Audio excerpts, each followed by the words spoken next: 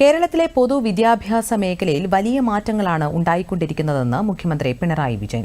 പൊതുവിദ്യാഭ്യാസ മേഖലയുടെ വികസനത്തിനായി പൊതുസമൂഹവും വലിയ രീതിയിൽ സഹായിച്ചുവെന്നും മുഖ്യമന്ത്രി പറഞ്ഞു.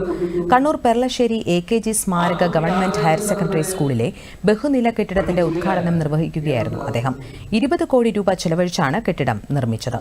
മന്ത്രി V. ശിവൻകുട്ടി അധ്യക്ഷനായി. പൊതുവിദ്യാഭ്യാസ സ്ഥാപനങ്ങൾ മെച്ചപ്പെടുത്തുന്നത് സംഭവിക്കും.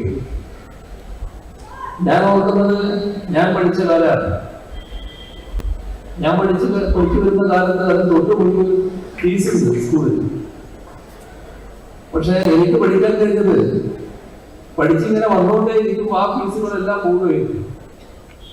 ആ കാലത്തെ ഗവൺമെന്റ് ആദ്യം EMS ഗവൺമെന്റ് തുറന്നു വന്ന 67 EMS ഗവൺമെന്റ് സ്വീകരിച്ച നടപടികൾ, അതിന്റെ ഭാഗമായി ഓരോ ക്ലാസ്സിലെയും ഫീസ് ഇല്ലാതാകുകയായിരുന്നു.